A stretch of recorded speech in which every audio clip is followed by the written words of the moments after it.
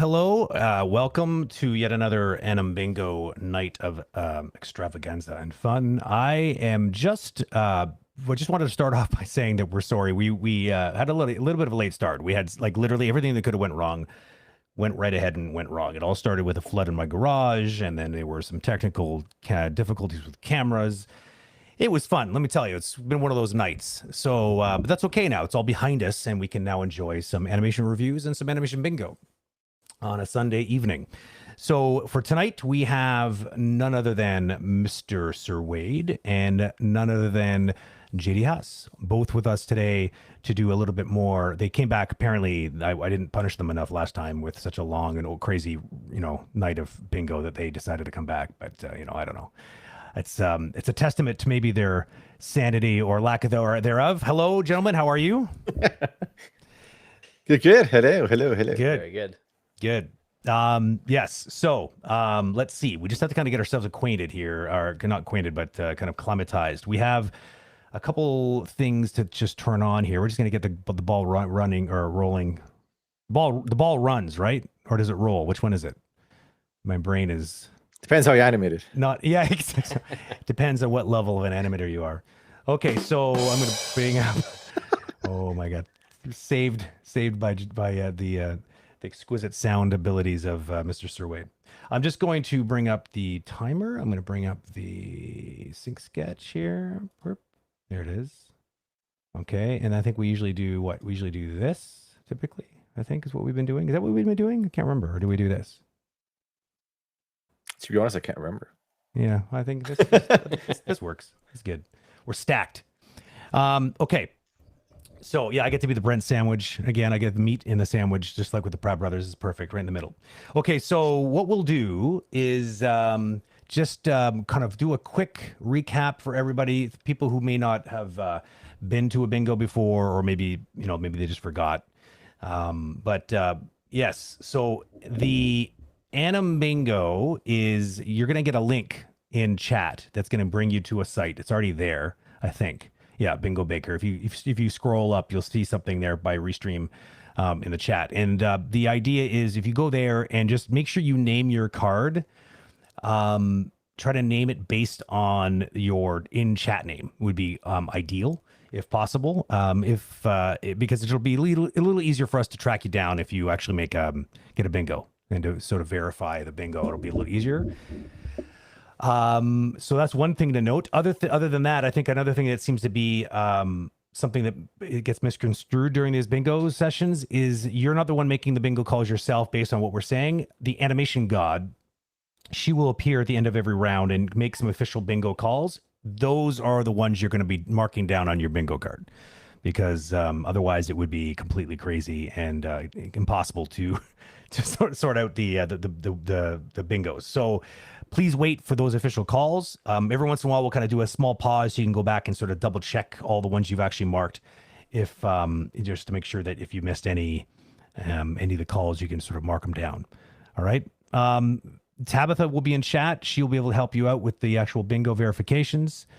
And other than that, I guess we're just going to go, I think. Did I forget anything? Bingo God, did I forget anything? I don't think so. It's possible I might have. You're good. Oh, sweet. All right. Bingo. Our bingo God has a cold by the sounds of it. Okay, so let's get started here with the first one on the list. You gentlemen, are you ready? Mm-hmm. Ready. Another thing that we changed since the last time that we met here online was the timer, the addition of the timer to keep us a little bit more time conscious. So what we're going to be aiming at is somewhere around the realm of 7 or 8 minutes per. So that's actually Sir Wade. He's the official timekeeper. So as soon as after we watch the video or the animation a couple times, he's going to hit the play button, and we have until around 7 or 8 minutes to call it. So that's another thing to sort of keep in mind, everybody. We will only be looking at things for about 7 or 8 minutes. So let's go. First one is the amateur jugglers who work as professional animators to support their goal of becoming professional jugglers, a duo team. And this is their submission. Let's take a look. Actually, I don't know if this one has sound or not, so I'm going to put it on. Mm-hmm. That sound. Yeah.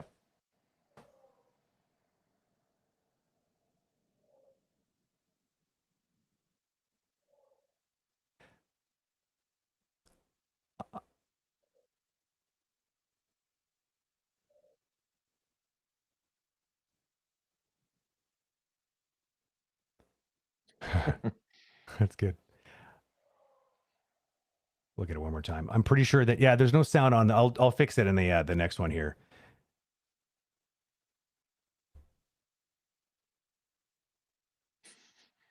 I just like the way he just runs into space. Yeah, right. He's just so panicked that he just ends up in space.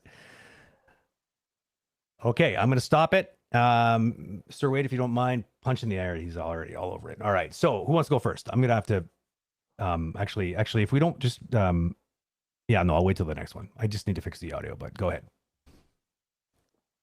Anybody? I don't know. I there's something that I saw that I thought was really neat. Can you guys see when I scrub? Is that? Yep.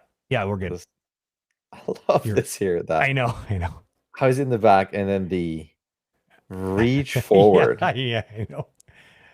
It's classic. I thought that was really cool. Yeah, I really like that a lot too. Sounds like that's a custom audio. Right. Yeah. Yeah, no, it's definitely someone just kind of recorded some things with a microphone. That's absolutely for sure what happened. I feel bad. The stream can't hear it right now because I was too much of a goof and didn't include sound on my. Actually, just give me 1 sec. I'm just gonna fix it right now because I feel bad. It's gonna take me a second. It's really nicely done, though. It's super awesome. All the drag and overlap and just the posing. I'm always a big fan of finger poses, and I love how it changes into that, the clear silhouette. Here it comes. Yeah, it's really neat. There it is. So if they hear the sounds, just going to stop on the burp. That's an awesome frame.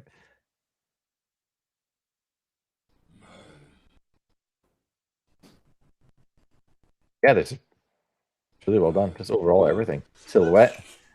No tangents. Yeah. Yeah, I think one of my favorite parts too is that transition right there is awesome. I really, really love this, just the way they handled it, like cutting right on the action there. Mm-hmm. And then there's just this moment of like, and I like how like the there's like the spin in opposite directions here, just to kind of give you that feeling of just like, oh my god, I'm in the middle of nowhere. And then there's that little moment where he gasps for breath, which of course isn't really gasping for anything in space, I guess. I just think it's, I don't know what it is. I really like how cleverly that cuts. It's very nicely done. Yeah, really great shapes too, even at the ends. Just the body, how it gets away from the bottle. The only thing I would probably say if I'd be critiquing, bringing those fingers lower, just kind of freeing up that armpit tendon there a little bit. Yeah. It's like, it's just so close, just by bumping it down a little bit would make a much better silhouette. That's what I was looking at. Yeah. Oh, the shoes too. You see the shoes? Huh? Were they really bendy shoes? Yeah, that's stretchy. Yeah. Smear frame. That's fun. There's a smear frame hashtag going on Twitter. I should add it there.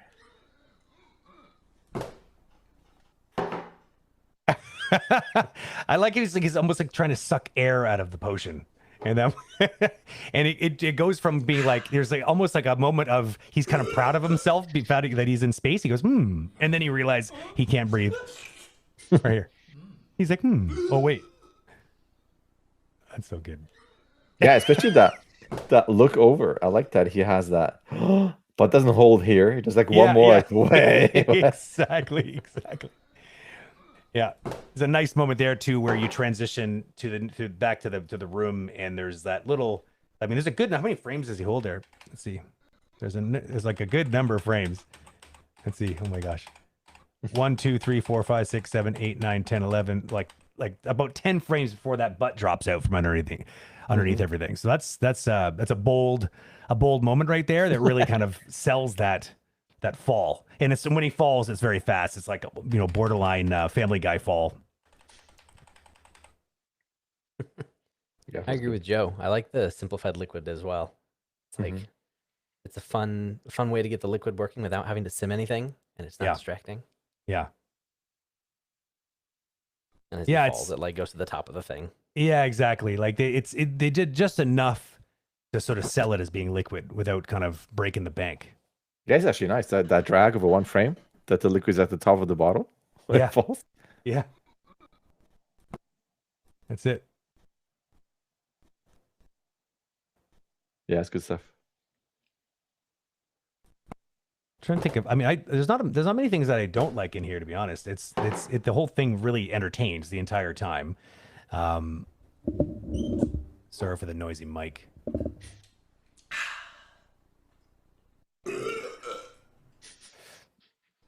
You have to appreciate this random appearance of this giant in the background. he's just there. It kind of reminds me of the Kidstronaut one, where there's like this giant that's hanging off the planet or whatever that he's on. He's like, "Hey, what's up?"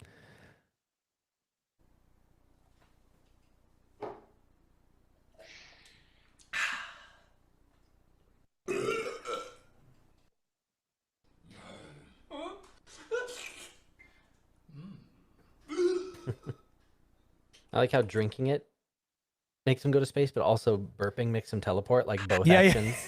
Yeah. Exactly. He's got a magical digestive system. Like he's somewhere, and then he burps, and he's not there anymore. Yeah, it's so true.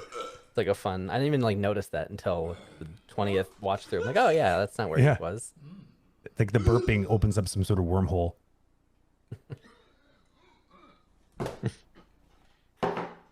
Let me take a really quick look at something here. So it's the danger. The longer you look at something, like, wait a minute, I saw something. Sure. Well, it was something. Where the hell was I seeing that? It's got nice finger poses overall.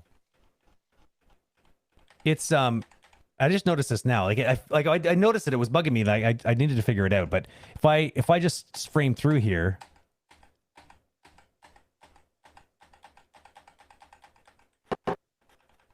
Is that just because? No, like there's like a lot of hell frames in here. Like there's frames in here where they're like on ones, and then there's some that are on twos, and there's some that's like, look at this, check this out. So, oh no, those are just on. So maybe the whole thing's on twos, but then there's like right there, there's 3 there. 1, 2, 3, 4.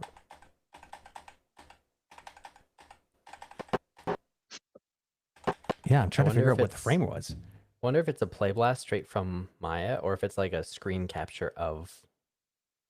You think that would explain it? But it's weird because like some of these frames are holding for 3 frames, but it's not constant. So I guess that's your point. Like if it was a screen grab, then it might have been like a variable frame rate or something, and it was not grabbing everything because because it gives this nice kind of sharp, kind of old school look to the animation at times. Like it's kind of got this sort of jittery, almost like, Spider-Verse feel to it because it's not all in ones. I'm just wondering if that was intentional or if that was just the way it got captured.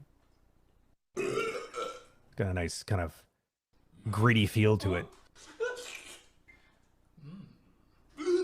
I don't know. I love this. I'm sure I could stare at it all night, just kind of just ooh and ah about it. But I think, does anybody else have anything else they wanted to say about this one? Or did we exhaust all the things? I think we're all good. Okay, good. All right, so bam, 8 minutes. Right on cue. Yeah, look at that. Perfect. We're so on schedule. The bleeping, by the way, the bleep bleep bleep, that is actually our subtle way of summoning the animation bingo god. Is that a Zelda thing? The bleeping? Yeah, when you're close to a shrine or something. It sounds like it, doesn't it? I Right? don't remember where I got it, but I don't think it is. Animation I should Bingo got replace you it. there. I might have to customize it and make it the Shrine sound. There's the cackle we've all grown to love. Oh, wait, I need to share my screen. Oops. That's okay. Oh, yeah. Oh, There it okay. is. There we go. There we go. Okay. So for the first calls of the night, we have good use of exaggeration and strong expressions. So people just getting here, these are the calls. Like Brent was saying, don't make your own calls. Wait until we call these. So mark these off in your card and you're good to go. Boom. Perfect. Moving on to the next one. Okay. Let's go to the next one here, and it is Team Mookart.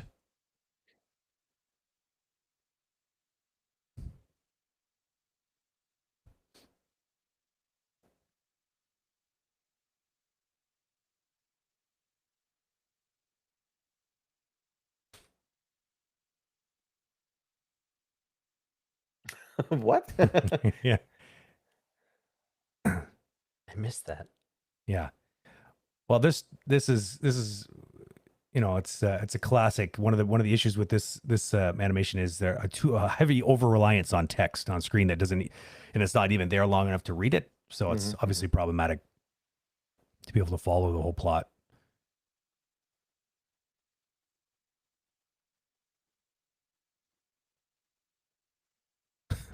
I gotta hold on that last frame here. Yeah, I'm trying to read the whole thing. That longer. It's warning: 50% chance of being sent to space. Drink with caution.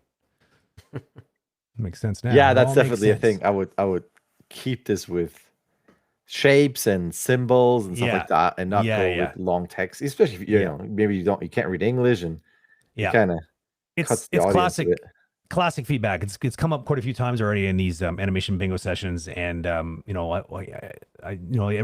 risk sounding like a broken record, but absolutely try to never rely on text is a good rule of thumb. As JD said, even immediately by relying on text in a certain language, you're ostracizing an entire just everybody other than you, essentially, and the people who speak your language.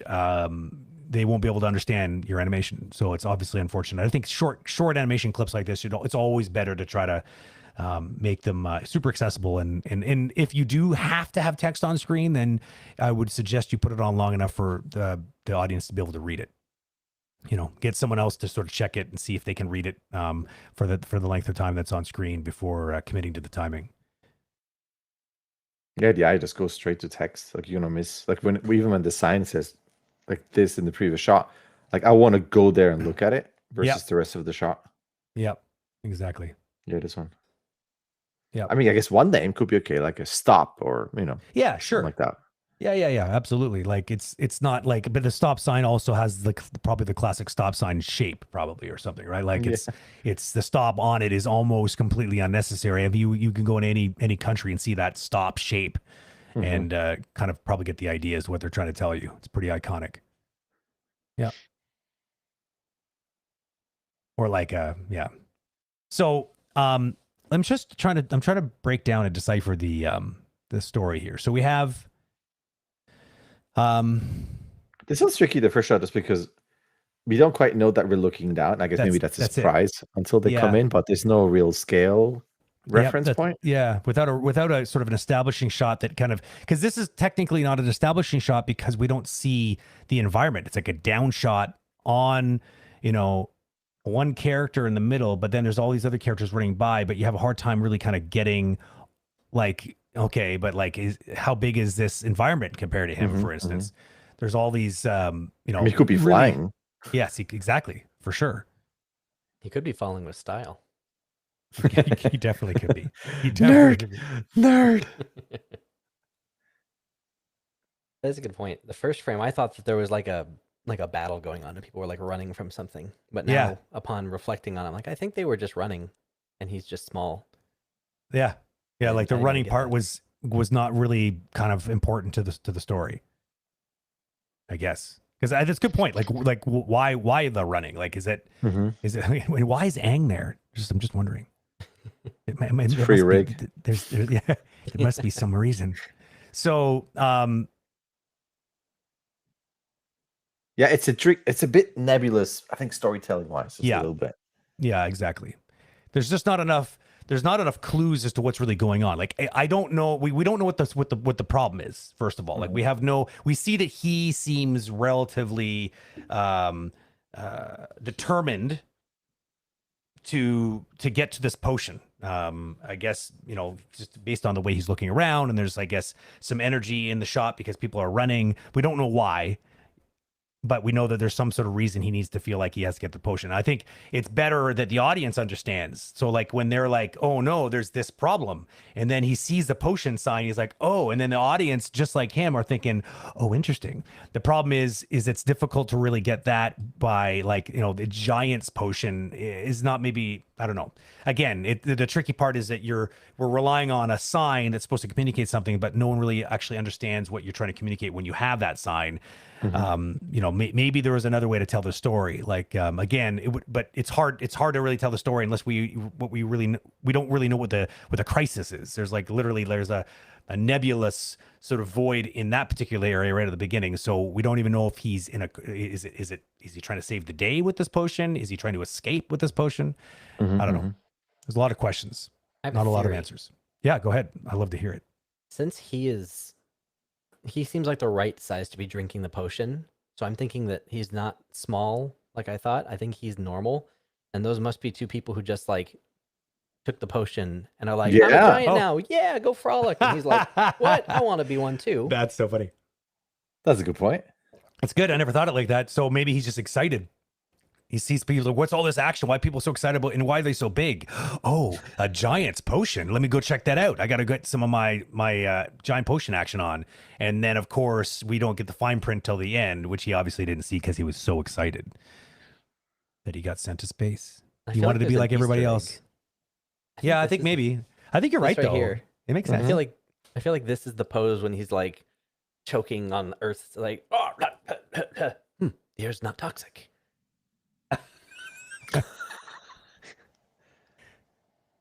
Doesn't it look like the pose, like when he's on the bed for the first time in the first movie? Yeah, totally. It's true. It's a little. It's like a little tribute right there. That was. This is a prequel. I'm sorry, a prequel. Then this is like an origin story. This is why he was always worried about showing up on, like, you know, without his mask on. Are you saying this is a trailer to the upcoming Pixar film Lightyear? I'm just saying that there might be something going on here. There's a connection. It's an important message, though. Read the fine print. Yeah, indeed. Always read the fine print. Yeah, it's interesting too. Like, I mean, so you're in space, and I guess the idea is, a punchline is that there's all these other unfortunate souls who've befallen the same fate. These are the what was the percent chance again? 50. So these are the statistics right here. These are the 50% like floating around in space. It's like, I don't know if I ever read the fine print on my chocolate. Yeah, well, maybe you should now. I think you should heed the warning in this very cautionary tale, my friend. I'm very concerned. Yeah, as he quickly rummages through his desk to look. I might become a giant. Yeah, I mean, that's either a good thing or a bad thing, I guess. I mean, it's a matter of perspective. I guess we can all become giants. That's so true. Very true.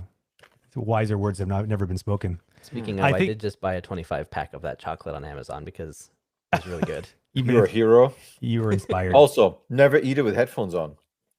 It's really loud. Oh. You're cracking. I've never done it with headphones, I guess. That's so funny. I will stop, Brenda. Yeah. I don't hear anything. I don't hear you chewing. But I guess you can't hear us because you're too busy chewing. It's just too good. Maybe it's just because you're just in love with the chocolate. It's so rude. It's so rude to eat on a stream. You think so? I feel like the pandemic sort of made that rule a little bit more gray and blurry, you know, because you're just like, you know, there's lunch meetings all the time, and I don't know. So I mean, the other thing I'd say here, like if I want to just pick out some other random things to talk about here, I would say this camera right here is kind of more complicated than it needs to be. I don't understand. Like we have a decent close up here, and then you start to you feel like notice how his eyes tend to go a little. Oh, is it up? We're done. Oh, there it is. Okay, let me just finish this I thought. like that it's almost like passive aggressive. It's like a tiny little bleep. Yeah, I like it. Yeah, exactly. It's subtle, but yet it's still very assertive. I'd say the way that the eyes and face sort of, they feel like they swoop away from us to the left, and then they go way over to the right, and then they go to the left again. I think you'd be better off just doing a basic, like, I don't know what the need to make overcomplicate that camera move is. Just do some cool, you could even do like a, what do they call them? Those zoom dollies. Zolly, is that what someone called it the other day? That's, yeah.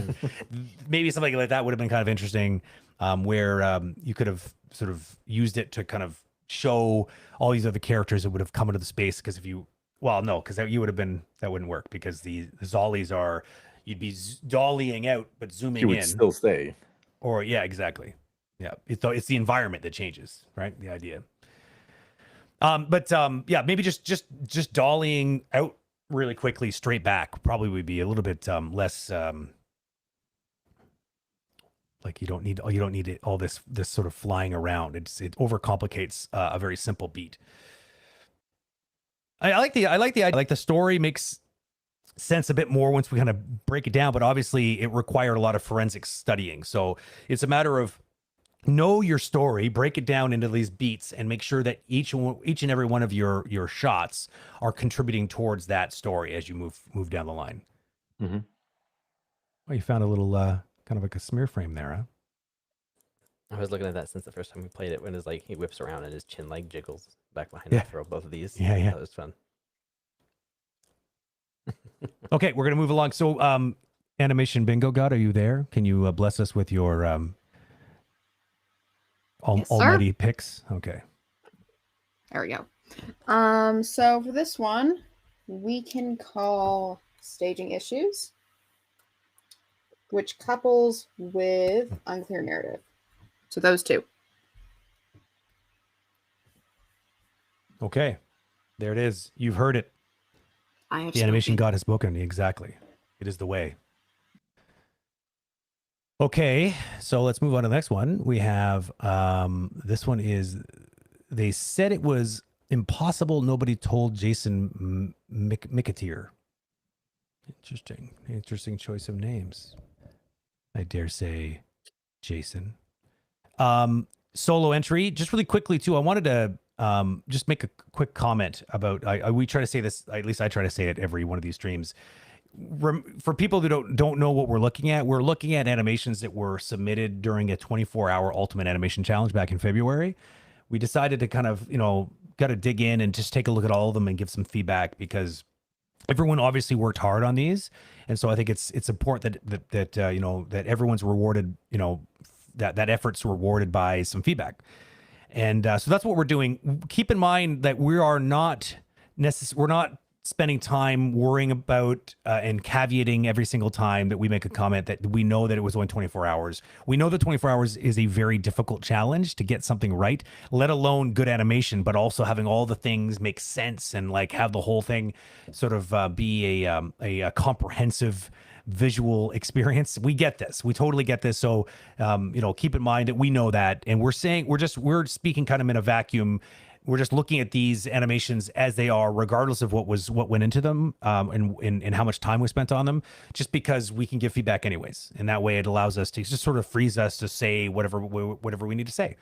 And it's interesting because some people, though, did manage some pretty amazing, pretty extreme, like I'm super floored by some of them. They were able to manage decent animation quality with a story that makes sense. In some cases, even a story that like had me laughing out loud in some cases. So, it is possible, and I think that maybe part of that is some of those people might have a bit more experience than you, for those who might not get that same sort of reaction from us or from anybody. But yeah, so it is, I think it's important to note, and hopefully everyone's inspired by some of the ones that really did work out well. Yeah, so just a quick note that we think you're all awesome for having put yourself out there and take the time to do the challenge regardless. And these, this feedback that we're giving is, we're just sort of putting everyone in the same category regardless, and just sort of reacting to what we see, just so that we can all have a learning experience with some of the choices that were made, even if those choices were made under duress. Okay, so let's hit play and see what we got.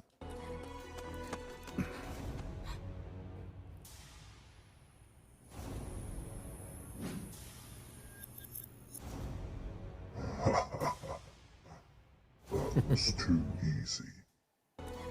That was cool. Yeah, it's super cool. Really well put together. That was too easy. Okay, who wants to go? I got a lot of things to say about this one. Uh-oh. No, it's good. I really, I mean, that sounds so ominous. So I got a bone to pick with this one. You just wait. I'll start now, seeing that I built up all the drama. So I'd say for sure this is a really, really nice piece. There's nothing that doesn't, like, everything makes sense. I love this whole, classic, run shot, like low cowboy, like, you don't even see who it is. So there's a nice delay to the reveal on who are watching. We get the idea that there's someone running. There's obviously like a frantic energy that we start off with right away. And that coupled with the music, of course. And then we have, yet we still haven't seen this character, right? Because we see them from behind. We're kind of like, we're already kind of interested because there's like someone running. We want to know why, because people run from like either away from scary things or run towards exciting things. Either way, there's something amazing is going to happen. But then we're like, we see this really cool, like this really nice framing over here. One of the sort of, I'd say that it would have been even cooler if it was up here maybe a little bit, so that it was, nailing one of those hot thirds, but still pretty awesome because it's in at least one of the sort of kind of in a third. We see this character in silhouette. We kind of see that there's an objective here. We can tell by the energy as they sort of slow down, and the music again supports us really well. We're on board. The audience is like, okay, what's happening here? Like, obviously something this is really important. This character needs to get there. And then finally we get to a final reveal, which is nice. I would have thought that maybe it would have been cool because you do it over here with the enemy. Maybe she could have stepped into the light in a similar way to the enemy did, which would have been a kind of a more dramatic reveal potentially. But the big issue that I have right here is the cut.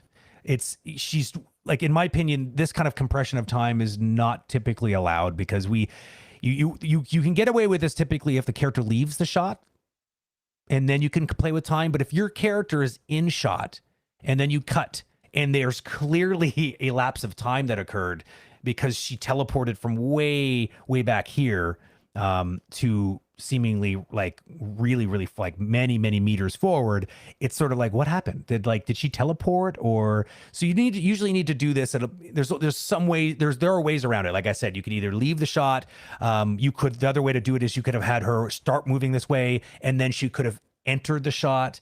But not been there from the very beginning. But you can't cut from on camera to on camera and then have like a sudden huge gap in position. It's usually a no-no because it just feels like time disappeared. The other thing to note here would be, no, I think everything else is really great. That's, I think, the only thing that I had. What say you? I think the only thing I would say is that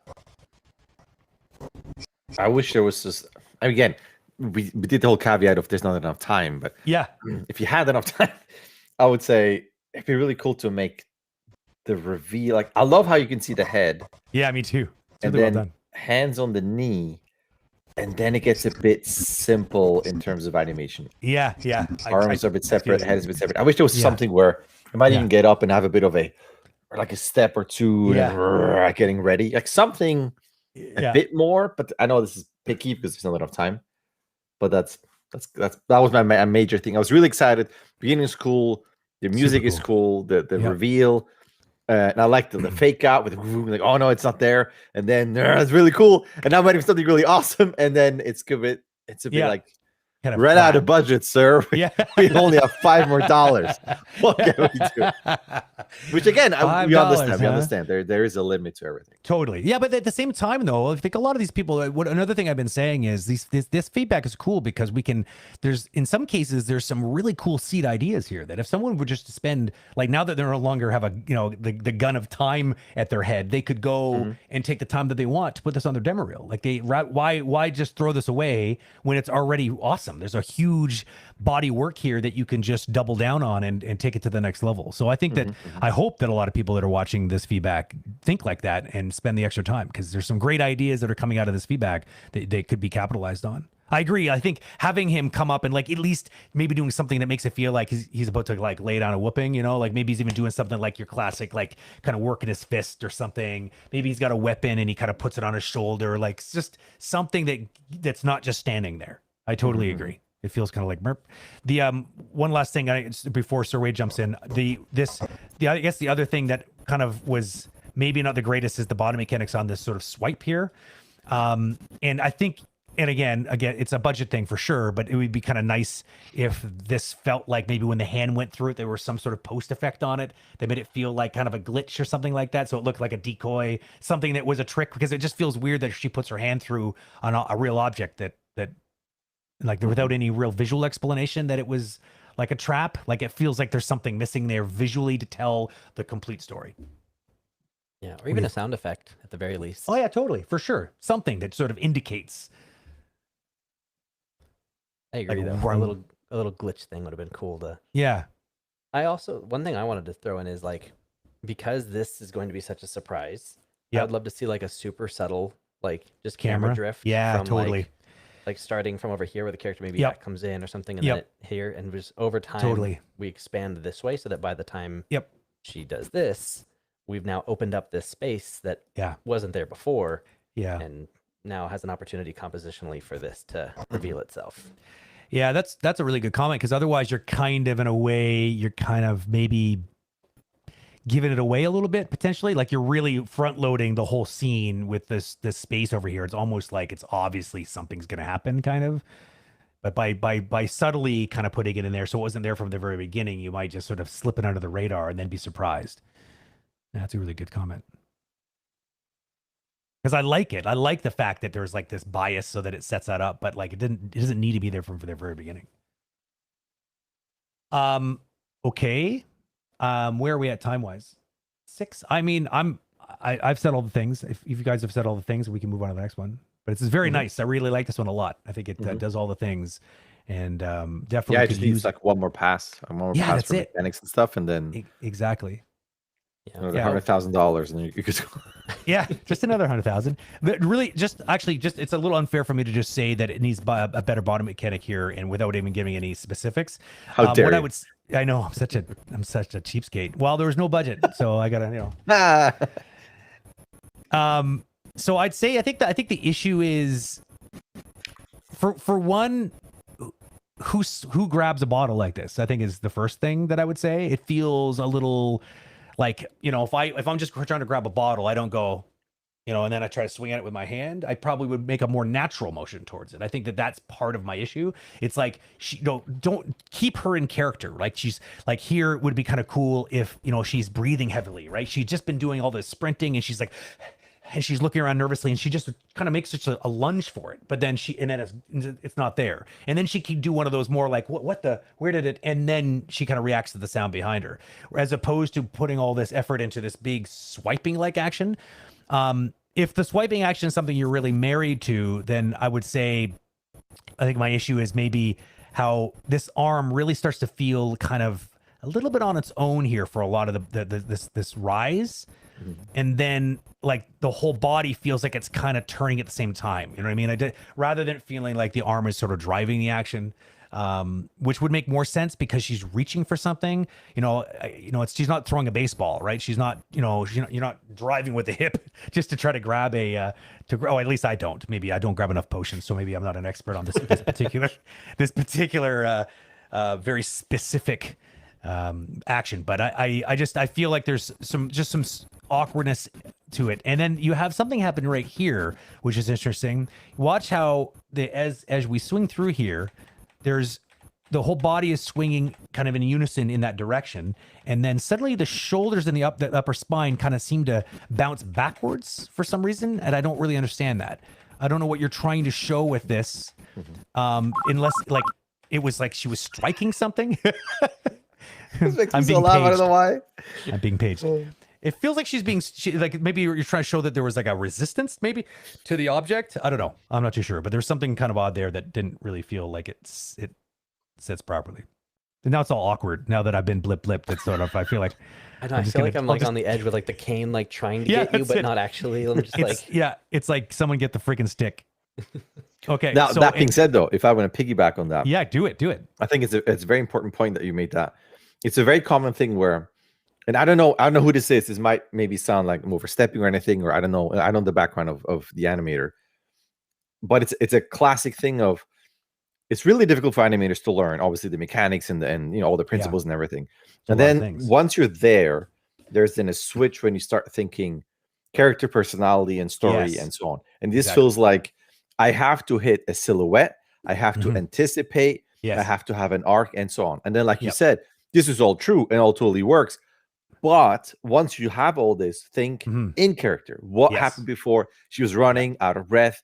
Is she maybe trembling? Is she like, finally I can get this, or something magic happens and then she grabs it? I think that will be the next step. And that's a very common thing where you learn this and you have to then think in those new terms. Totally. But again, I don't know, the level of the animator. So this is not a critique. It's like a general observation that's very common. But I think that that's exciting, though, right? Because I think that that's an indication that as an animator, you are ready to go to the next level. You know what I mean? Like you've got a lot of these bond mechanical things figured out. You have a lot of even the visual language things figured out. The next part is be the character and try to put everything in context and make different, make better or accurate choices that fit the character in that particular context and moment.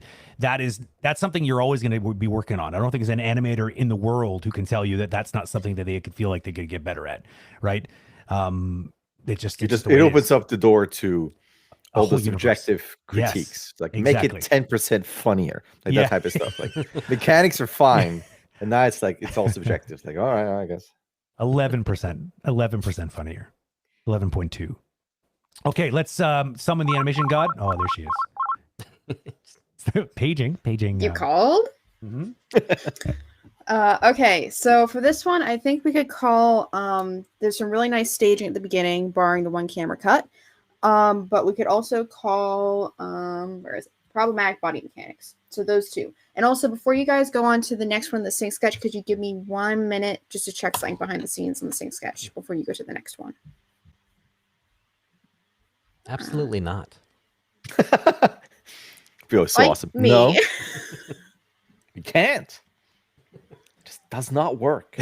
We have someone in chat who wants to get their hands on the Gun of Time. The Gun of Time that I've referenced earlier. No, the Gun of Time is safely tucked away in a very special vault. At Stark Tower. No one's gonna get it. I'm sorry. It's there's a good one too. There's a good example of simple movement that you could film some ref for really easily. This is why I'm a big proponent of filming reference and rotoscoping it. Absolutely. And people go like, "What? You can't? The creative freedom? God, how dare you cheating?" It is purely for the sake of time. Yep. Like put your ego backseat. You want to present ideas to someone, film, roto. Just for ideas. And obviously it's going to look like crap, but it's there. Yeah. And then you can decide and then reshoot it, do stylize, do keyframe.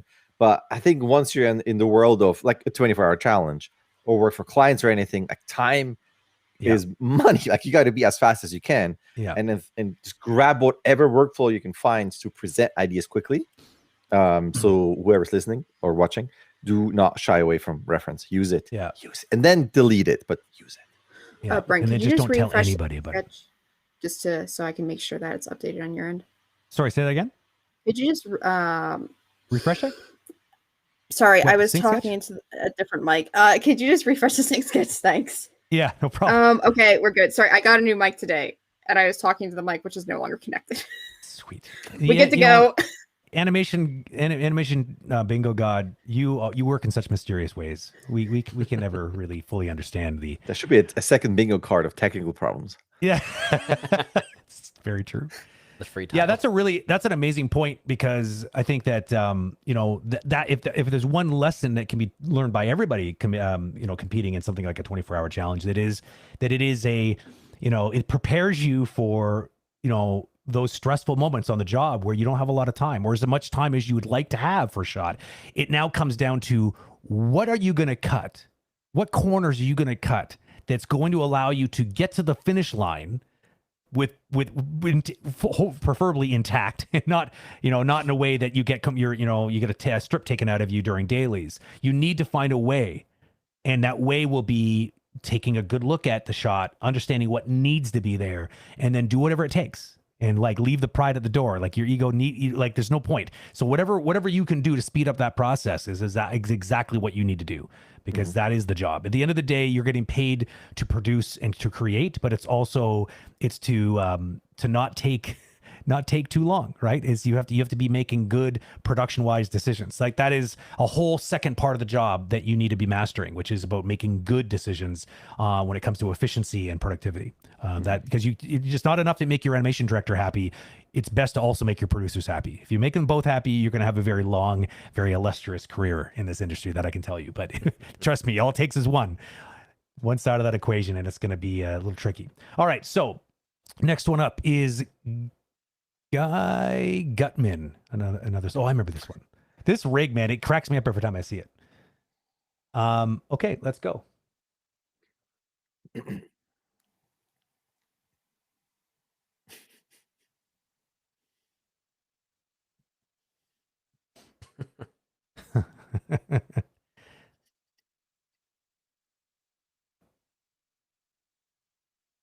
Well, for once, it addresses the whole thing that every movie just ignores.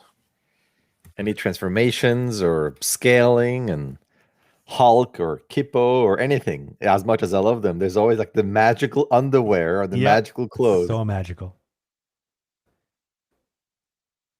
I like how he just it looks like they just allowed the Zed fighting on the underwear to kind of simulate the stretching and ripping of the underwear. It's like, that works. I'll just leave it in there.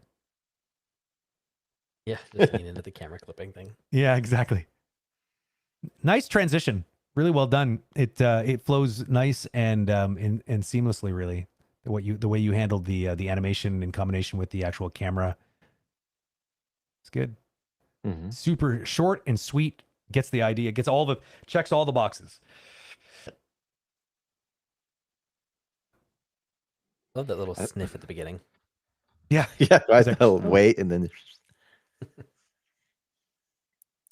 I think I would probably, as much as I understand, like towards the end, you want like a photo or something for space. Like maybe I would have moved the palm tree bit to the right or made it CG and then just make your own objects just for clarity. Sure. Like the silhouette is a bit muddy at the beginning. It's true. It's right where the potion is, and then when the head goes back. Not that it's unclear, but I don't know. Could have used negative space of the sky. Yeah. Maybe at the very least, just blurring the background a little bit, maybe to kind of give almost a sense of depth of field, just so that you weren't fighting over the that space there. I agree. It's like it's unfortunate that he just happens to be right over top of that focal point of the set. Just like last time, we should also be concerned at how many people he just killed. Yeah, at the very end. Exactly. He doesn't seem to care. He's so callous. I'm a giant. He's too busy being excited. Splash dead. That's it. Everybody. I like that with this rig too. Like, there's actually something potentially being hidden by the little logo. It's not just a rig that looks naked. This rig, it's necessary to censor him. Yeah. I like the clever use of the Ultimate Animation Challenge badge as the censor logo too. It's a nice little touch. I can't help but to wonder the experience that the animator or whoever, it's a solo, so it would have been the person, I guess, the one single person who did this. This would have been a fun job to try to track that logo on a certain bit of this particular character. I wonder where that would have been a very awkward thing for someone to walk into the room while you were doing. Honey, what are you doing? It's never mind. Just too complicated. I can't explain. Someone was saying that the first time it was not censored, so this was added later. It was? It was not censored last time. Crap really? Nuts. Oh. So it was not there. So I guess maybe somebody on our team did this to censor it so that we didn't have junk flying around all over the screen? That could be. Oh. Animation Bingo God did it. I didn't know. So was that awkward for you, Vero? I'm just wondering. I mean, like, would have been a kind of an odd thing to be doing. I'm just going to go ahead and place edit this. it 3 times because whenever I exported it, my computer wouldn't save it. So I try and find it again, and then I have to pull it back and go, well, time to find the logo again. Time to track that junk again. There we go. Round 3. Well, I mean, I don't know. I don't really have. I mean, if I were to get picky, I really like the poses at the end. They definitely they tell the story really well. The animation, the body mechanics. I mean, the one thing I was saying, this is just me being a picky jerk, but when like when a person, like if it's almost an opportunity to, I like this about being an animator, is that you're presented with these challenges that if you care enough to dig deep enough, you can be like, I wonder what it would be like. What should that look like? You know, like when you everyone's encountered that as an animator, when you're kind of, you have something that's you've never seen before. I've never seen a person grow because they've drank a potion before, but this idea that they're scaling in size, what does that do with the relationship of their feet on the ground? For instance, you know what I mean, like, I know that it seems like I'm getting in the weeds, but for me, that's animation food. That's animator food. It's like, that's the kind of stuff that if you commit to like actually answering that question in some way, here it feels like it just didn't get answered. It was sort of like, oh, whatever, he's scaling and whatever, we just move on, we pan up. But we're on him for long enough during this that I almost kind of feel like it would have been kind of almost fun to try to just like make a statement, almost like, this is what I think would happen if you actually, scaled suddenly. Because I just feel like we often deal with that, right? The intersection between an interesting, outlandish idea and the physicality of that. Like, how do you make that plausible? How do you translate that into something that feels like it sort of can live on screen and people buy it? The suspension of disbelief. So, this is the currency that animators work with on a regular basis. And so I'm often finding myself looking for opportunities to sort of dig my teeth into something and be like, oh, you know what? I think it looks like this. And you actually animate it a certain way rather than just sort of like kind of just glossing over it, not really committing to anything, which is what happened here. And that's not really a criticism as much as it's sort of just a tip for, if you really want to stand out in a shot that might seemingly be a simple one, you could always pick a couple things that, that are under the surface that you actually just sort of dig into. Yeah, like the things that when people watch it, they're just like, ooh, that's nice. I like that. Yeah. And you like pick it out. It's the detail, right? I think I've said this before. We're detail oriented super nerds, right? Animators are that we love this. This is what we live for, right? These little details. I remember the first time that I saw a really good, like, it was one of the first jobs I worked on. It was a VFX job, and it was a buddy of mine who was one of the animators that was working on this one shot. And it was like one of these moments. It was well into my career, probably about 10 years into my career. And they animated something, same rig I was using. And it was a creature, and it was like one of your sort of standard sort of creature screaming or roaring shots, right? We like, people have, like, I know people that have like literally a reel full of these things because they come up in films with creatures of them all the time. So, but it was something that he had done that I didn't even think about doing. He'd cheated a bunch of these controllers that were in the neck, and the camera was sort of zooming in a little bit, and there were all these little jiggles that were going on inside of the actual throat to really sell the roar of the creature. And I thought to myself, man, like, I realized right then and there, I'm like, just because I don't have a controller to do that doesn't mean that I can't find a way of like leveraging things on the rig that can cheat and give that kind of level of detail. And that's what they did. And it really opened my eyes to like, not just doing what you think you can do on the surface with a rig, but to instead take a step back and ask yourself, what should be happening here in the shot? And then when you're having a shot where you're staring down the mouth of a freaking, like a freaking saber-toothed tiger, that's the hero of the shot, right? So make it interesting, add that detail somehow and find a way. So I guess all this to kind of bring back to the point of like, that is the kind of stuff that brings you to the next level, and people are going to be looking at your shots going, wow, like, just wow. Yeah, the chat has a lot of good points there, like shaking the earth, or if you step into the water, like it could be through the geometry, or even this, if you at the beginning like pin down a foot, or maybe starts to sink into the sand because of the weight, maybe pushes the bottle to the side of it, stuff like that. So many choices. Mhm. You could just pick a couple of them and just kind of commit to them and do it. Like, again, it's a statement, right? Animators are like, nope, I'm not going to just pretend I don't see this and don't recognize that as a thing. I'm gonna just try something, you know, and maybe the director's gonna love it, maybe the director's gonna hate it, but the good chances the audience, one way or another, is gonna like it more if there was a choice being made as opposed to it was just completely void of a choice. Mhm. Yeah. I think it's coming. I knew it was coming. I could feel it. The hairs on the back of my neck were standing up. I'm like, oh, it's gonna happen. At least I wasn't in the middle of talking this time. You're ready? Ready.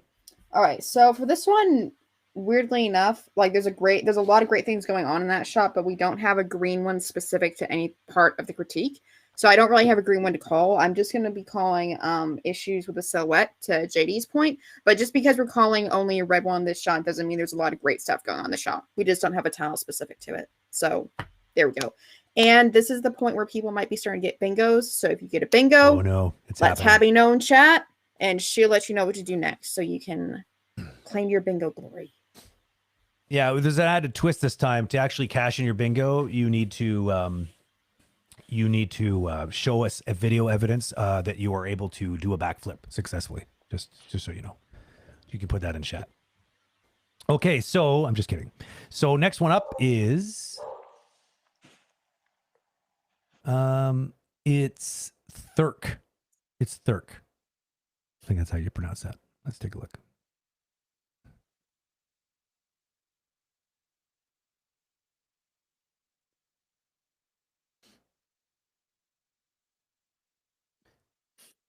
I feel like it's the first time I've seen that rig. This guy here. I don't think I've seen him before. Don't think I've seen that goblin character either. I wonder where these rigs came from.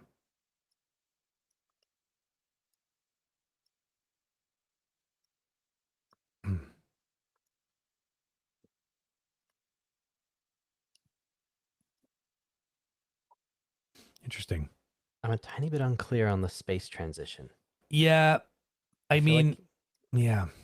Because I thought at first like that's like he flicks them, and he goes flying off into space. Oops, that's the wrong color. Shoo! But then I think maybe that's just a transition. Maybe that's just like a video editing transition or something.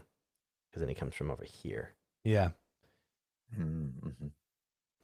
Yeah, there's kind of conflicting movements that may be unintentionally throwing things off a little bit, or at least the interpretation of what's going on. I'm getting hung up more on the logistics that are going on here with this goblin. Like, so like, okay, so it starts off, I always like doing this, by the way. This is one of the things I used to do with my students in class on a regular basis whenever they do kind of a short film, is I narrate it back to them. I'm like, this is what I see. This is the story that my brain is reading when I watch your thing. We got a guy who looks like they are worried about some sort of, and it's a little bit subtle. I didn't notice it the first time until the second time it played. I could see these things, this kind of bouncing around, but we feel like we jump into a moment where there's something going on here, and this guy's got kind of got his barrel aimed at a barrel of a gun aimed at the this barrel. Wow, a barrel of a gun aimed at a barrel. I just realized the tongue twister I just found myself in. So, anyways, obviously he's clearly worried about something in there. Got it at gunpoint. And is this a Punisher? What is it? Oh, this must be a Punisher rig. I just saw that now. Punisher rig, yeah. Yeah. So he spins around at something happening kind of in the foreground. And then we realize, oh, geez, it's some sort of crazy goblin-like character. And he's got a potion or some, it looks like mouthwash in his hand. And then he jumps, and it looks like he gets shot here because I see some sort of flare happening. And for some reason, that makes him small. Like, he used to be really big. Mm-hmm. And now he's small. I don't know exactly why. And then Punisher picks him up and flicks him into infinity somewhere, into space. So I guess I'm trying to understand, like, I don't really understand the transition of scale here. I don't know why. I don't know. Well, it's what like happened. it's like a werewolf. A werewolf gets shot. turns Oh, back you into think that's what it human. is? Oh, okay, maybe. I don't know. To me, it's like he's done with the potion. It's dead, so it goes back to normal. Interesting. That's what I thought too. But now that I'm watching it again, I'm also finding that I still think that's the case. But when he picks him up, he's no longer dead. That's a good point. Because I agree with you. I think that's what I feel like happens. I'm like, oh yeah, he's dead. And then I realize, like, wait a minute. Why is he moving? Yeah. Yeah, I don't know. I mean, I just think that there's a lot kind of going on. without any at least explanation for me. I just find myself kind of like, okay, maybe if that was actually the case, that they wanted to show that he was oversized based on some sort of magical spell, or because he was bitten in the past by a werewolf, whatever it might be, that maybe he lands and then transforms into a small thing. Like maybe at that point it's like we get the feeling that, oh, okay, I get it. Like he was just disabled, and like that whatever was causing him to be supersized has worn off, and we see him kind of go back to regular. I don't know, just because it happens right so quickly on the cut, because it's like it's an action shot, right? Or an action sorry, it's almost a wow, why I'm failing at my words. Match cut. It's not a match cut because the goblin actually is jumping at us when he gets shot, but then on the following shot he comes into the shot, so it's technically not. But the idea is it still feels like it's happening all in the action. So Wait a second. But I totally agree that with the flare, what Ray was Yeah. saying, like it's a bit confusing. It felt like that's the effect of the flicking, yeah, and then if it goes towards the planet, which is a bummer because the thing is, like screen direction wise, everything is always very consistent. yeah, He's on the totally. right, on the left, flicks right to left. All that works really well. Except the pivot point. The pivot point at the end is a bit off. Yeah, totally. So it's a bit of a bummer. Yeah. He doesn't look like he's rotating around his own center of mass. It looks like he's rotating around some offset pivot point. Which actually reminds me, Get a feel. it's the same thing on the first show that I worked on. I came Oh, straight yeah? from school. Like we Oh, changed, insert key, and we changed the pivot, and I did that on the production. Oh, And no. yeah, once you started rendering, that was not good. I remember a supervisor had to help me and rebake every character that I messed up. This is your one of your first shots at ILM out of school. Yeah, it was Oh, man. those buzz droids in Star Wars, like the little balls, and they open up Oh, those yeah. fire thingies. Oh, that's fun. But because we have multiple controllers, and one is called the Flycon, that's center of mass. But I took what we call the Allcon, and Yeah. the All controller was at the feet. So at the when you move around, it's at the ground Yeah. level to Yeah. do this. Yeah. And the pivot was clearly too low, so I just moved it up exactly where I wanted and did the spinning. And then once the renders came back, all the Oh no. things were wrong. Yeah, it was not good. Yikes. I want to see your version. Yeah. Should be in the Oh, director's cut.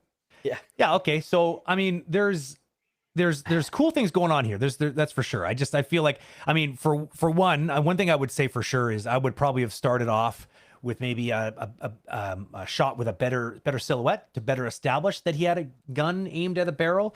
I feel like you were too worried about making sure that you had the setup like of something kind of.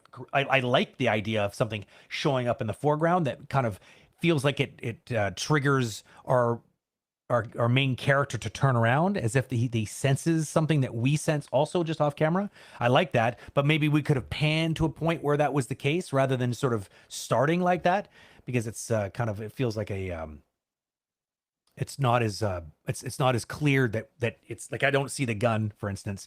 If it wasn't for that pose that he's in, I wouldn't even known there. And the fact that he turns with a gun in his hand, it's not immediately obvious what's going on here at the beginning. So if Even the at the camera was a end. bit more, sorry? No, even at the end when he points, Yeah, it's very foreshortened the whole exactly. silhouette. But even in the previous shot, yeah, at the end. So at the beginning and then here, but yeah, like the pose gives it away. But I think that could be cleaner. It But could just be stronger. That's all. Like, yeah, but I like the cinematic feel of it, like with Yeah, the me too. composition and the foreground elements. It's really Yeah. neat. Like overall, it's just a bummer. That flare is a bummer yeah. because it works all so well otherwise. I think I have one more theory of what's happening. Oh boy. I was thinking like, why this? I think he shoots the potion and it splashes all over the screen. Like, look how big that splash is. It seems really huge. Yeah, And it's we're the same also seeing color. all these like we're looking up at the big thing and we're constantly looking down at him. And then this happens and it's this little splotch. And I think maybe he's a giant now. The potion landed on him and I can't tell if this is, so I can't tell if that's right, because then he flicks him into space. Maybe he's the giant because he's that strong. Oh, interesting. I don't know. So you got hit by the potion and that. made You him think the that the giant? Punisher got scaled up? Maybe because now we're looking up at him and that's a new thing. I think I just don't know. discovered your superpower. We're gonna call you a forensic animation investigator. I think that's what you do. You are able to forensically break down and sort of rebuild a story that may have never some look holes at in my shots with that lens because they probably won't hold up. Oh man, it's kind of a fun game. I have a theory. Well, I mean, I think that for what it's worth, it's definitely interesting. I even like the very bold choice in color palette. I think it's really interesting. It's got this sort of like interesting kind of John Wick 3's. yeah, title. exactly.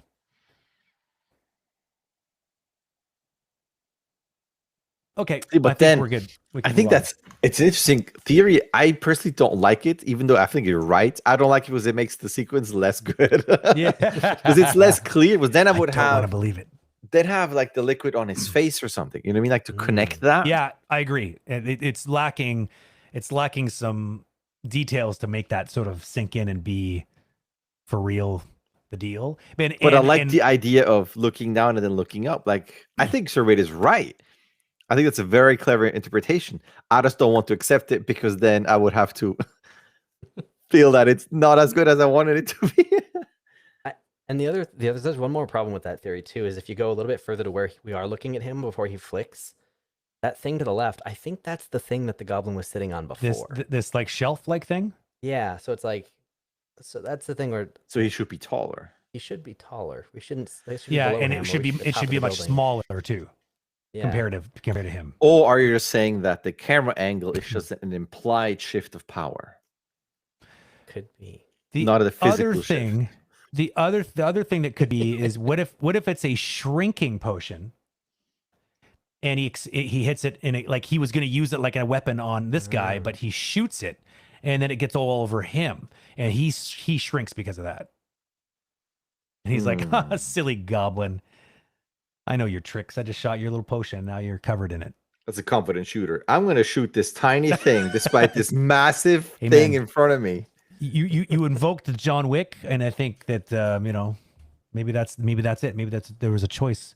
That color palette was a calculated decision. Anyways, we could probably try to decipher this for the next several hours. It's definitely interesting. I think there's something there to it. I think the question is, are you as a storyteller here, is the animator are they trying to evade the audience? Are they trying to obfuscate things, and then there's supposed to be some sort of punchline at the end? If that's the case, it's not quite working because there's too, well, unless I guess you could argue a movie like Inception is, maybe more fun to have a bunch of theories at the end, and not necessarily, it's not super obvious to everybody exactly what the actual ending means. But I think that in a short shot like this, it might be better to have something decisive at the end that really, if there is a big kind of twist or reveal that you want people to walk away with, make sure there's at least some sort of, real evidence of that. I think, because right now it's obviously, as you can see, there's something there, but we don't exactly know for sure what. But if it shrinks the goblin, why would you go, hey, look at this. This is my weak point. Shoot at it. Wouldn't it be like, hey, I had this. It has made me big. Like now it's action time. I don't know. Exposition. I don't know. I was going to say. Saved by the Bell. Saved by the Bell. I'm a terrible timekeeper. I'm like several. No, we over. needed to figure this out. It was important. I agree. JD wouldn't be able. He's not gonna be able to sleep tonight. He's gonna be thinking about it. What does it mean? What does it all mean? You guys good? Yep. Okay, so for this one, we have no calls left for staging or unclear narrative, but I think we can call weak poses to one of Brent's points earlier, but we can also call for the really nice color palette. You've got It's style. so harsh. Weak points. That's what we've got, folks. And if you start getting bingos, let us know. Also, yeah, maybe not this time, but next time we can give people a minute to go over the calls. So keep going. Did you watch it? Did you watch Mortal Kombat? I haven't seen it. No, I've never. Oh, played I want to see it. That was so fun. So much fun. I liked it. Oh, you saw it already? Yeah. I'm so old. I remember Mortal me too. Kombat Day for the Super Nintendo. Like the blood was censored. I was Nintendo on the Nintendo side. Oh yeah. And then the first movie was so cheesy, good, bad. It's like I love it. It was a little Sequel. bit of Yeah, everything. I eat that all that stuff up. Oh, And then yeah. the new one, just watched it. Kano, without spoiling things, people need to kind of find their powers. Spoiler. Yeah, yeah. When Kano finds his and the writing and his jokes, so good. Oh, so yeah. good. Oh man, I It do just want it to just see it. hit all the right notes. I really liked it. It's I remember too. I remember the first day that I saw that at the arcade. I remember spending a lot of quarters on that. See, I was never able to play the arcade. It was in Switzerland. Arcades were part of Ah, bars, so it was 18 really? and above, and I was too Oh young. yeah, that's too bad. Because I had an arcade that was somewhat close to my house. It was called Arnie's. It was interestingly, it was also a pool. Like there was a billiards club in the back, but it was during the day it was open, and it was open to kids, so we could go in there, and it was packed on the weekends, and they always had the best stuff, always the best. I remember the game that came out that was sort of before that was something called Pit Fighter. I think it was called Pit Fighter. And it was like one of the first games of its kind, and it was using sort of, because if you remember, the first Mortal Kombat had like these, they were like digitized kind of like sprites. They were like they weren't animated. I think they were actually like live action people. They were taking frames and turning them into sprites. But Pit Fighter was a game that came out before that. That was pretty much a long forgotten predecessor to that game. But I remember just people were like literally crowded around the Mortal Kombat game when it came out. Everyone wanted a piece of that, because what a great idea! Like the finishers was just like it speaks so. It speaks to the heart of a gamer, right? Like you just beat somebody, and then you now are going to get a chance to literally humiliate them by showing them the mastery of your agility with the stick and the controls to be able to pull off some humiliating animation at the end. It's just it's so perfect. I think my parents they still remember. Like every now and then when something happens and it's appropriate, they go finish him. They even say it. Really? Yeah, it was just such a thing. Actually, in the movie, they really incorporated it really funnily, like it says, like fatality or finish him. Like they weave it in just right. Yeah. I mean, don't get me wrong, it's super cheesy, but I really like it. It would have to be. It would feel wrong if it wasn't. Like that whole. That's good. Sounds pretty close. So good. Okay, that was a nice trip down memory lane. Let's move on to the next one. Oh, we have a bingo winner. Oh, do we really?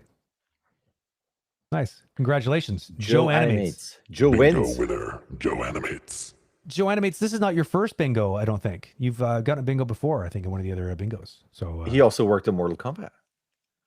That's why he won. Oh, look at this. Oh, someone remembers Pit Fighter. That's so cool. It was so sluggish. Mortal Kombat was much faster and smooth. I agree. They obviously learned from Pit Fighter, but Pit Fighter, like graphically, was kind of one of the first ones. It is your second one. Nice one. Good job. What was the stop motion fighter game? Claymation. Clay Fighter. Clay Fighter? That. Clay Fighter? Yeah. Oh man. The snowman or something, right? Yeah. So old good. school. That game was hard. Okay. Anybody remember Way of the Warrior for the 3DO? I never had a 3DO, so For the what?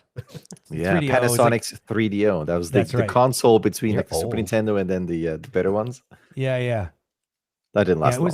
was that also around the same time of like the Neo Geo and stuff? That like was it around the same era? The Neo Geo was older. It was fairly older? old. Oh yeah. Yeah, Okay. like the 3DO was, I think, the very first CD-ROM based. Well, I Okay. mean, yeah, like the other consoles, but the real with full motion video was the big thing. Like all the actors Yeah, came in and could do something. exactly. That Shockwave was a game, great cinematic scenes. The game, but Return Fire was a great game for the 3DO, which was ported later to the PlayStation. Anybody remember watching Return Fire? It was great. I don't. I was never. I never got my hands on a 3DO machine. I didn't have any friends who had one either. I had a friend who had a It was super TurboGrafx expensive. 16. It was ridiculous, but it was the 3DO, first yeah. console to have a headphone port on the controller. Smart. It was That's way ahead of genius, its and time. everybody should have it. Headphone port and a volume control. It's great. Well, that disappeared though, didn't it? Until like it did. It was the PlayStation only 3. one. Yes, exactly. It took a while before that came back. That's interesting. Yeah, Smart. until like the Xbox One or something like way later. Such a good idea. I say this all the time in stream, and I say it again. I really need to do this, but I would really love that we book some like Agora.Community gaming nights where we go just go and binge game, and like we get a bunch of people that are like JD, Sir Wade. I know JD, you hung up your jersey of playing games, but maybe we can get you in for one night. It'd be kind of fun. You know, the god of time can help me and That's it. We'll just have to Give me get the more gun of time. time, and then I we'll have be able to something to award share. you as much time as you need.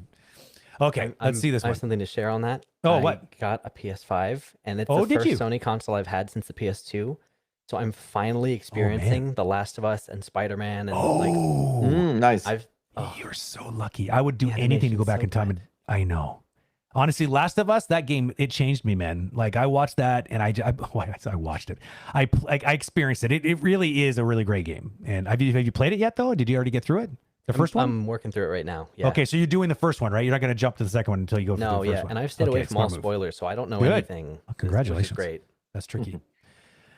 Yeah, seriously, I haven't played the second one yet. I still have yet to do that, but mostly because I just don't have the time. I know if I start playing something like that, I'm like, write me off for the next week or two until I'm done, because I won't be able to pry my eyes away from it. Sadly, this one is- I bought it and I haven't Wait. played it yet. It's Yeah. one, 'Cause another one of those. I played the rappers. first one. I really liked it, but it's one Of I course. didn't have time. Oh man, And we're geez, still same playing boat. Spider-Man because I'm playing with my little one. So Yeah. he does all the swinging in the city, and I do Oh, all that's the perfect. fighting. We're at like 60% story still. It's a long game. I fun fact, I'm playing games with my daughter. She's 5. She's turning 6 this summer, and I have to admit, I had a moment. Like we play Lego Avengers and Lego Batman. I'll never forget the first time she tried, because it's not easy, right? Because you have to there's the twin stick. Like one has to be the camera. I find that kids really struggle with the idea of camera plus the left stick is the moving, and it was difficult for the first like few sessions. But then there was one night I'll never forget. She just clicked, and then she's saving me half the time, and I'm just like, hey, thanks, buddy. And she's like, no problem, daddy, I got you. And it was amazing, this moment where I realized that like my own You're child old. I know. I'm old, but it was an exciting moment to think that I could actually play games and do something that I really truly love myself with my daughter. I just thought that was it stuck in my head for a while that I was so excited. So now, Yeah, he was. My other one was he's 8 now. He was playing Kirby on the Switch. Oh yeah. And that's when I realized I was old, because it was way too hectic for me. Like all the controllers and the sucking Yeah. up and changing Oh, players yeah. and everything. He's like, It's a lot. I know. That's it. I'm old. I know. Can't keep up. They're just like they soak it up so fast. Like I swear, like it's not like we were only playing like an hour at a time, maybe a couple times a week. You know, we don't want it to turn into some sort of addiction, but because that'll come whether I like it or not at some point. Yes. But yeah, like it was amazing. It just seemed like it was overnight one time. It's at some point where suddenly she went from being completely incapable of playing to like showing me how to like unlock some of the puzzles. And I'm just like, what happened there? Like, I don't understand. It's like these kids are being born today with like the controllers in their hand. Like it's for them. It's just part of life. It's not something you had to learn. Yeah, it's controllers and dictation. I took my little one's iPad and wanted to type something, and he goes, "Wait, Papa," and then he clicks on the microphone and he dictates it. Like to him, like this is what you do. Like you dictate it to the machine. It's like, what are you doing, Dad? Like you're So using your old school. finger? I know. Meanwhile, everyone else is doing like touch tone, like trying to get hitting 6 3 times to get an O or something. Yeah, the days. I know.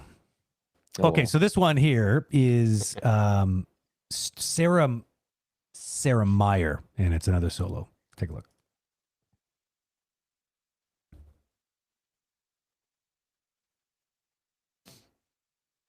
Uh-oh, text.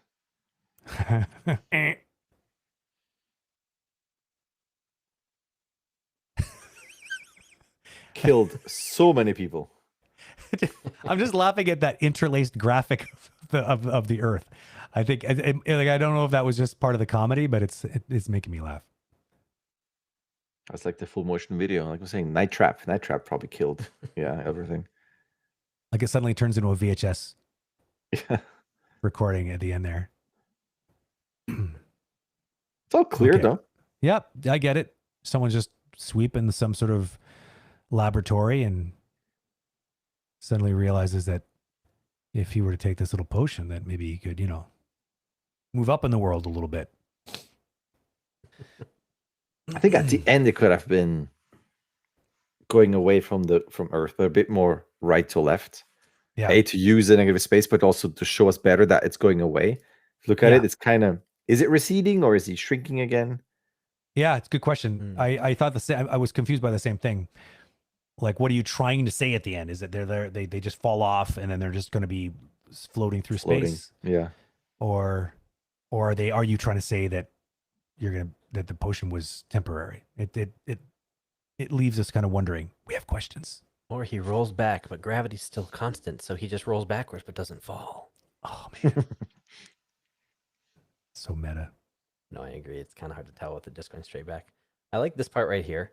I didn't see this at first. Like, I was so focused on the speech bubble that until like the second or third time, I didn't realize that he's like watching that unfold and be like, that's what I want. Yeah, exactly. Tears the cork out with his mouth.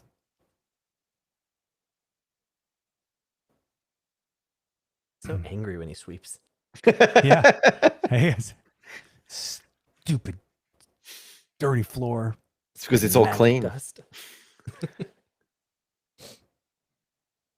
Yeah, but it's overall really well done. I would just take all of this and move it a bit screen left and then have him float more screen left. And even this could be slightly moved to the left. Just a bit. Just change the composition a tiny bit. Sir Wade, can I drive for just a sec? Yeah. Am I doing something? Oh, it says you're. Oh, I may have to refresh. It's saying that you're driving. I don't. Sometimes it happens. That's okay. I got it now. So on a level of acting. So I mean, I think mechanically, I mean, the story makes sense. I think we all get it. The animation is clear. I think it puts me into that sort of category, or that it puts me in the mode where I'm looking at this and I'm actually thinking about the choices you made. So someone who is, for instance, this is always a tricky thing to do, right? Someone who's doing something and then something catches their eye and then they react to said something that catches their eye. So I think you did a pretty decent job here. I think I maybe would have done a double take though, maybe. In other words, like, they're sweeping and they're trying to sweep different areas and then they kind of see something and then they kind of go back to it. This feels a little less on the nose, because otherwise it feels a little bit like it's like right from the very beginning, there's sweeping all the way towards this bottle. And then there's not really kind of a double take, like, what's that? And then grab it to take a closer look. It all just sort of goes right towards it. So I just think it would have been kind of more interesting if it felt like a little bit more natural the way they discovered the potion. It's being nitpicky, but I think that there's some better choices that could have been made there. Or you could hit the table with the broom since he's angry. Exactly. Yeah, and then it goes blah blah blah blah, and then sees it. And if it wobbles like close to the surface, and you catch it, and you're like, and that's a perfect reason now to read it, because you got it in your hand. You're like, oh, what's this? I totally agree. Like, I think that there's better ways of doing it, and I think that's my point. I think that you could have, if you had all the time in the world, then these things would have been really easy, but I think, consider you only had 24 hours, you were obviously going for the simple way of getting across this message. But if you were to kind of dig into it for whatever reason, maybe for a demo reel, you could actually do some kind of cool acting there to kind of better motivate the discovery of said potion. I kind of feel like too, like it's a little bit, I don't know if I would have, I feel like this, having the character down here like this, right from the very, oh my God, this stupid thing is, I won't let me draw on top of it. This silhouette down here and have the way the framing is, I'm almost wondering is if maybe you could have been a bit more centered here and then done something with the camera to maybe pans to allow for that to expand, because it always feels a little unnatural to start a shot without the thing there. It's sort of almost like telegraphing, which not necessarily in a good way. Maybe you could have done some sort of reveal of the bubble potentially.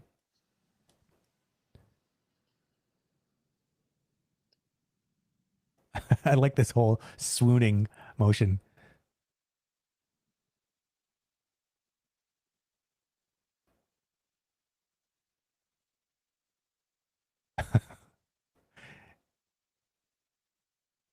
One last thing is, I feel like the animation on this character, although is very clear, it seems to suffer from the idea that because you don't see the lower part of the body, we're not thinking about it. So it just feels like it's all operating on sort of like one axis of sort of turning. I don't feel like really any real weight shifting happening here, or anything of that sort. It would have been kind of nice to make it feel like, that there's a pelvis and there's feet that are holding all that weight up. It feels a little bit weightless. This happens a lot with shots that don't see the bottom half of the body, as animators sometimes forget to really make sure that it's animated even though it's not seen. Because it is seen, obviously, but indirectly. Anybody else? I would throw something here with this. Like this look, like it works. It tells like we get it eye direction wise. But I feel like there's like a lot of pupil missing that you could probably back it up a bit. I could get the Yeah. just since there's so much cutting off, rather instead of doing like a where like so much of it's like that, it's like more of it's visible and add a little bit more appeal. That's maybe not the best drawing, but I'm not a 2D person, so. But yeah, just to bring this out and see more of it. Yeah, you could fake it too. Like you're almost, I mean, who's to say where this bubble is, right? The bubble could be a little bit more in the foreground and they're sort of seeing it. Like you could cheat those eyes and it wouldn't make a big difference. It's almost like you're trying to literally make it seem like they're trying to look at something that's right beside them when who's to say that it is? So I agree. Yeah, that's just cheating those eyes a little bit, making sure that we see a little bit of the whites on the other side. Otherwise, it kind of feels like those eyes are really buried into the corner. Mm-hmm. Okay, can we move on? Yeah, it's solid. You know, Yeah, I mean, there's always so far you can go with nitpicky mechanics things that exactly. Okay, let's summon the animation god. Where's the? Oh, there it is. There's the pager.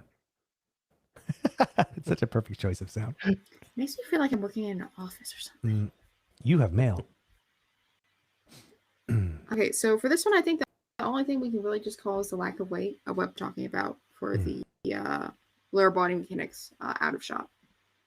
Go. Nice. Okay, next one up, we have STP Motion, another solo entry.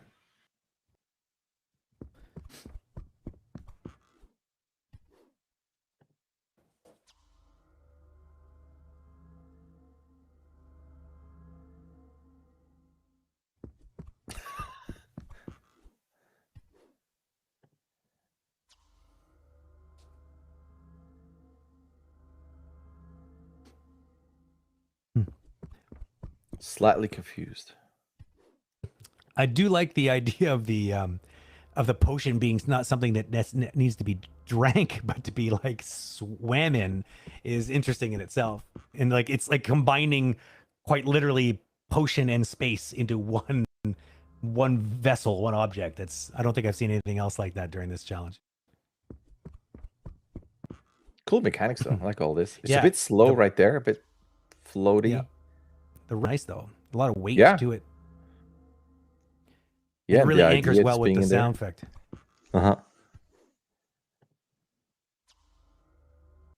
There's a little bit of crabbing. The fluid. I guess a fun transition.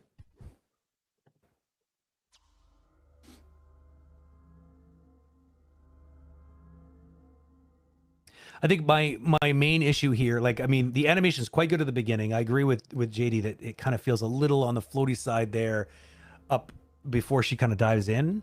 But my main issue is here, the last shot, because I don't know, are we like, there's like, it feels like you're selling me with this idea that it's sort of fluid-like that they're going into. And the reason why I say that is partly the sound, but also there's like this cool little deformation that happens, like this little ripple here on whatever this volume is inside this vase. And it's just the look. It looks like someone who just dove into water, the way that they settle down and the way that they're kind of moving right now. I just feel like there wasn't a real clear choice being made because that's, you set it up like this, but then when we get here, the way she swims away from camera, I don't buy it at all. It doesn't look like someone who, like, it doesn't feel like someone who has to kick and push through fluid to be able to propel themselves. It feels a little bit kind of, I just feel like the end is a little bit phoned in. Like it's, you know, there's a gesture of moving arms around and then suddenly magically that propels them back into the shot. I think it would have been cool to really be like, no, like, let's go all the way with it. And like, for instance, how is she able to be moving away from the camera here without any real thrust of a limb pushing off of fluid to be able to move in a direction opposite from camera, right? There's just nothing there to really sell that. It just looks like you kind of do something right here, this little kind of flutter with the leg, but that comes in so late, well after any kind of velocity has been established as we move away from camera, and the trajectory feels weird. Like it feels kind of, it gets a little sloppy here. It doesn't really feel like, you know, when you're moving through water, you have a tendency to kind of, you know, your body almost deforms and it's in the wake of your own trajectory, you know, often. And like when you look at fish, that's definitely the way it tends to be. It's like you're deform in like almost along the trajectory. And I think that, you know, those two things combined just make an otherwise really complete piece kind of fall apart in my mind physically, especially after having such a strong showing at the beginning of this run. Like it's really nice. Those are my thoughts.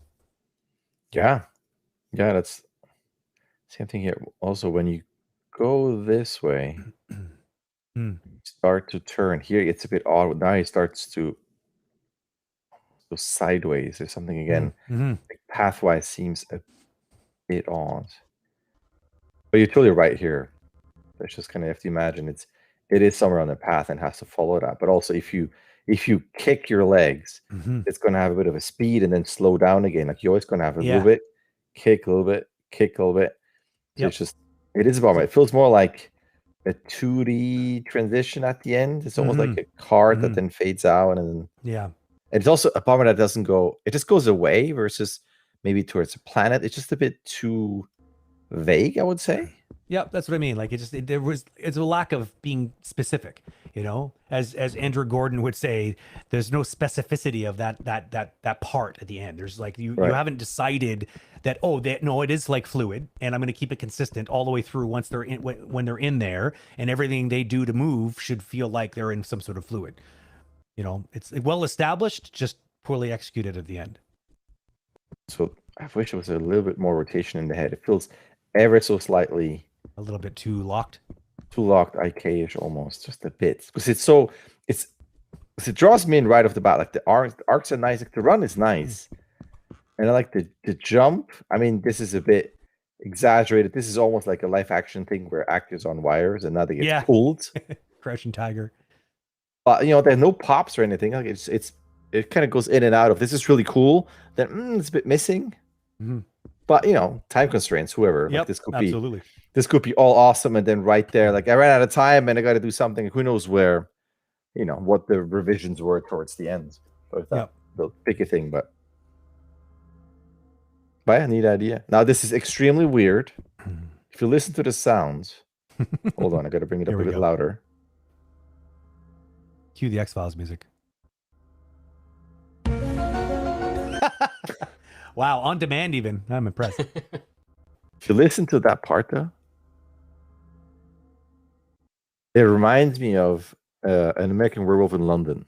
Oh, I love that movie. It has a very specific werewolf howl, and there's something towards the end. This is like 20% like that howl, but just a little bit. It just has it's that. It's gonna make me want to go back and watch it because I don't. Watch it again. It's not doing it. When was the last time you watched that movie? Just recently? A couple of months ago. I got a special edition, and that's gonna be super weird. Watch it for the first time in English. Oh, interesting. Because I grew up with it in German, and the dubbing is really great in German. Wow. But yeah, that is honestly, that is a very nostalgic movie for me. I think it was probably one of the first horror movies that I watched. But what was good about that movie, it was such a easy transition to watching a movie like a horror like movie, because there was a lot of comedy in that movie, a lot of dark comedy. With his buddy, right? That's like, I don't want to theater and everything, and they got some super bonker moments with Nazi invading the family house in the woods, like that. Like I forgot that part. Like whoa, that came out of nowhere. There's some weird stuff in that movie, but like they had a lot of fun. Who directed that movie? I think John Landis. I think. Oh really? I think so. Hold on, I'll Google it before I say that's something a good wrong. one. If you haven't had a chance to see that movie, it's an old one for sure. It's like it's one of the best 80s classic. 80s, right? Would have been like early 80s, probably, that movie. 81. I would put it somewhere around there. I don't know exactly where. Let's see. That'd be a fun game, huh? John Landis, that's right. Oh wow, I'm impressed. makes sense. Yeah, the whole hand. Oh and yeah, then the face getting bigger. yeah, and there's some really cool practical effects in this movie too. Like Yeah. there was some stuff that they did that, like, I remember the makeup quite good. Like the buddy I'm talking about. Like, I don't want to ruin it for anybody, but there's something that happens at the beginning of the movie.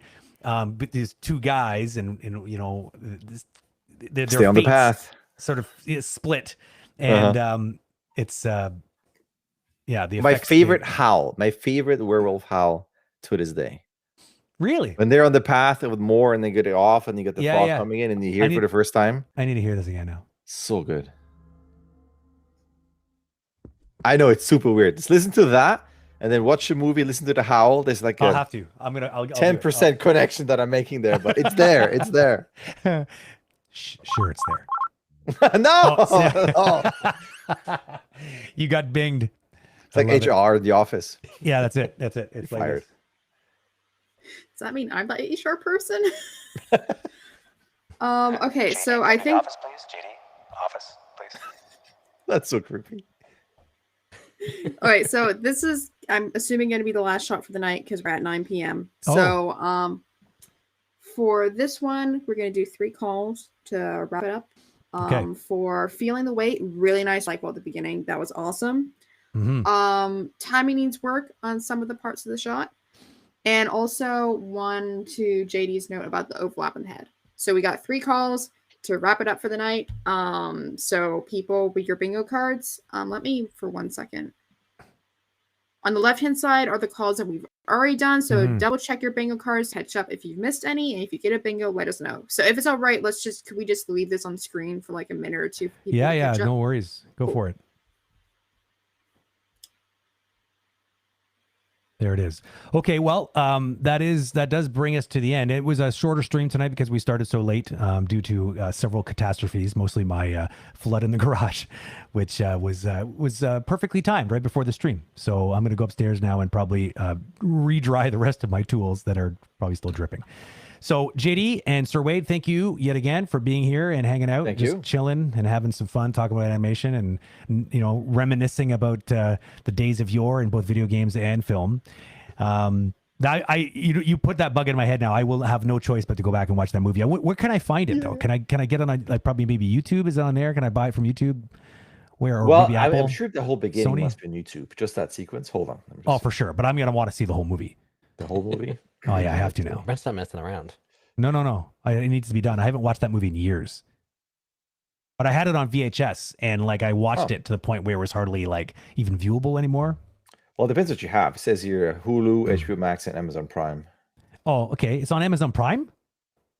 Maybe in Yeah. the States. I might not But, get, like I said, they have different libraries there than they have in Canada. Canada always gets the crumbs. No, Prime, it says start with HBO Max. HBO. Let's see. HBO must have it. I need Crave here in Canada to get HBO, but I'll find You it. get I'll your find it. VPN. Oh, it's playing right now. HBO. Ah, so tempting. So good. Is it worth the subscription though? That's the question.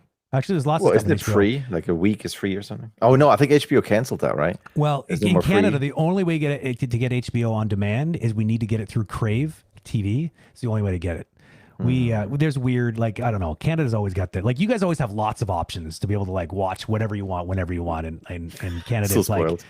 well, I mean, in many ways, but then again, it's like I feel like internet is sort of like a bit of an issue down there, where like you don't seem to have as many choices on internet. It sounds like almost. I don't know. A lot of people complaining about things like Comcast, and well, we have the same problem here. We have like Bell and Rogers are like the main ones, and then you have a couple people that are. Anyways, I digress as usual. So I will see you both. I will see you both on the next stream that we can share the airwaves together. Oh, yeah, there it is. There it is. There it is. It was only a matter of time. I know. It's like the weird digital version of Game of Thrones. It's Shame. It's the page of shame. That's what we should call it. Nice. Official name. That's it. We should all wear pagers so it just buzzes on our hips too at the same time. So yeah, we'll see. I guess we'll see you on the next one. And thanks for hanging out. Cheers, guys. Thank you. Have a lovely Bye. rest of your evening. Cheers. Okay, so yeah, sorry again for the late start. There was, I mean, we didn't even have an announcement, or not an announcement. We didn't even previously book the stream tonight, so there was no like no reminder to be able to come in. So unless you knew that there was a stream tonight based on other advertising or checking the schedule on the live page, then you might not have even known. So maybe some of you showed up just because we got the gone live notice in either Discord or maybe right out of Twitch. So so all this to say, always remember to check that live schedule, because that's that's always going to be updated for sure. Whenever there's an event that gets planned, it gets put in there, regardless of whether or not we've booked it on Restream or not. So that's the best place to know, to get informed on all the things. We have a bunch of animations still to do to go through here. So I think what I'm probably going to end up doing is sometime early this week, I will tackle the task of going through the remaining. What do we got? 1, 2, 3, 4. 1, 2, 3, 4. There's 8 left. So I'm going to do probably a solo stream to take care of those, because I don't. I just want to be able to get it to throw up a night on the schedule really soon and get it done. So hopefully that's okay with everybody. It will be a little less entertaining, only having to listen to me drone on and not have Sir Wade keep me honest with the beeper of shame. But I think it'll still be good, and we'll dig. I will also probably end up going long, because if it's just me, that I'll just keep digging into stuff and talking about all the things that I see in the animation. So I will book that soon and let everybody know as soon as possible when that will be. So if you are in the group of people that are remaining and you're still hoping to get some feedback, it will come, I promise. One last thing to talk about too is you might find that when we get through all of them, you might be like, hey, how come we didn't see mine? Well, it'd probably be for one of two reasons. One of them, it could be that it had some copyright music in it.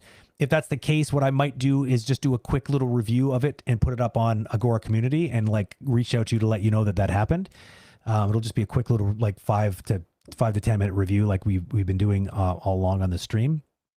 And it might also be because what you submitted was just too small, because there was a couple submissions that were only a couple seconds and not necessarily a full piece. So there's not really much to really break down. So if that's the case, if you feel bummed out by that, I apologize in advance. But we just need something to kind of sink our teeth into to be able to really kind of break down. So if it was really incomplete, then that might be why you didn't get reviewed. But if you are looking to get your stuff reviewed and you do want some animation feedback, you know where to find it. You can always get it at Agora.Community or Agora.Community by ordering a review. Another way of getting some feedback would be to even join my Discord. I do reviews typically on Sunday nights, unless I'm streaming doing something else like tonight. But I take community submissions and I take a look at them on Sunday nights typically, and that could be another way to get reviewed, or go to the Agora.Community Discord server, and you could actually just reach out and drop that for feedback and let the community review it. There's a whole pile of amazing very helpful people in that Discord channel that I'm sure would be more than happy to give you some feedback on your stuff. That's really what we're trying to build here at the end of the day, right? It's not just about people that have been around for years. It's not just the JDs and the Sir Wades, the Jacob Gardners, and all these people that we've sort of been kind of connecting with through Agora.Community.